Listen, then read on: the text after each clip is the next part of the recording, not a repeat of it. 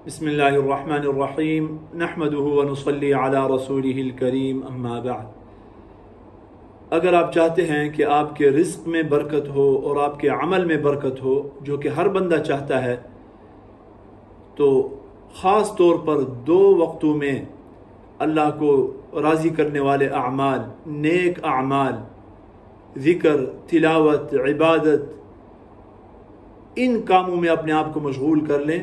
अल्लाह रब्बुल इज़्ज़त आपके रिज़्क़ में भी बरकत अता फरमा देंगे और आपके अमल में भी बरकत अता फरमा देंगे।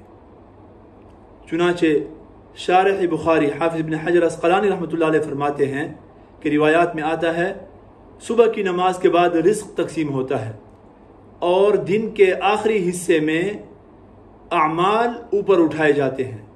तो जो इंसान इन 2 वक्तों में इताअत इलाही में, अल्लाह को राज़ी करने वाले अमाल में, नेक अमाल में मशगूल होगा, उसके रिज़्क़ में भी बरकत होगी और उसके अमल में भी बरकत होगी। फिर रिज़्क़ में बरकत का क्या मतलब है?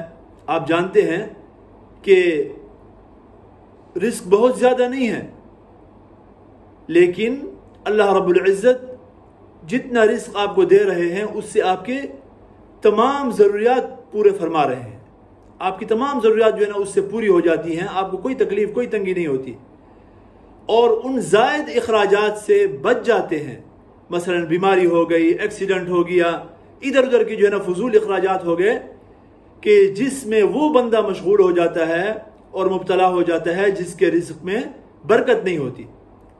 और अमल में बरकत क्या है? अमल में बरकत यह है कि आपको वक्त तो थोड़ा मिले, लेकिन आप थोड़े वक्त में इतने बड़े काम कर जाएं, इतने हैरत अंगेज कारनामे कर जाएं कि दुनिया हैरान रह जाए कि आपको इतना थोड़ा वक्त मिला, इतने थोड़े वक्त में आपने इतने बड़े अमाल और बड़े काम कैसे कर लिए। इसकी मिसाल ऐसे है जैसे कि हजरत मौलाना कासिम नानोतवी रहमतुल्लाह अलैह का नाम तो आपने सुना होगा, दारुल उलूम देवबंद के बानी। कितनी बड़ी शख्सियत। उनके मकाम को अगर हम देखते हैं, इतना बड़ा मकाम है, अगर इंसान उस तरफ देखे तो पगड़ी उतर जाए, गिर जाए। लेकिन और हमारा ये ख्याल होगा कि शायद उनकी उम्र जो है ना बहुत बड़ी उम्र उन्होंने पाई होगी, इसलिए कि काम जो है ना बड़े बड़े करके गए हैं। सिर्फ दारुल उलूम देवबंद को ही ले ले, कितना बड़ा इदारा, पूरी दुनिया में जो है ना आज उसका फैज़ जो है ना वो जारी है। दुनिया का कोई मुल्क नहीं है जहां पर दारुल उलूम देवबंद का फैज़ याफ्ता इस वक्त मौजूद ना हो और वो दीन की खिदमत में मसरूफ ना हो।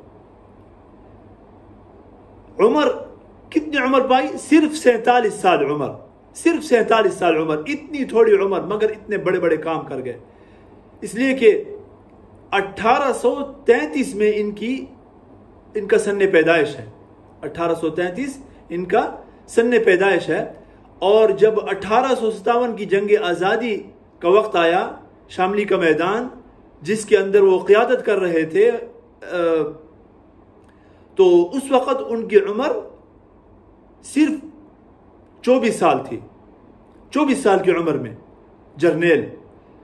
और उसके बाद जब दारुल उलूम देवबंद की बुनियाद रखते हैं 1866 में, जब दारुल उलूम देवबंद की बुनियाद रखते हैं उस वक़्त इनकी उम्र होती है 33 साल। और 1880 में हजरत की वफात होती है तो कुल 47 साल बनते हैं। लेकिन इन 47 सालों में अल्लाह रब्बुल इज़्ज़त ने इतने बड़े बड़े काम लिए। उनने जो जमात तैयार की, रिजाले कार की जो जमात तैयार की, हर बंदा अपनी ज़ात में पूरी तहरीक है। हजरत शेखुल हिंद रहमतुल्लाह अलैह और फिर उनके शागिर्द और फिर उनके शागिर्द, यानी उनके जो शागिर्द थे, हर शागिर्द एक इदारा था, हर शागिर्द एक पूरी तहरीक थी। इसको कहते हैं काम में बरकत। तो अल्लाह रब्बुल इज़्ज़त हमें इन 2 वक्तों में अपनी रज़ा वाले अमाल करने की तौफीक अता फरमाए और इंसान इन कामों में, नेक कामों में अपने आप को मशगूल रखे और ये नियत करे कि अल्लाह रब्बुल इज़्ज़त मुझे जो है ना ये दोनों अहम जो चीज़ें हैं अता फरमा दे।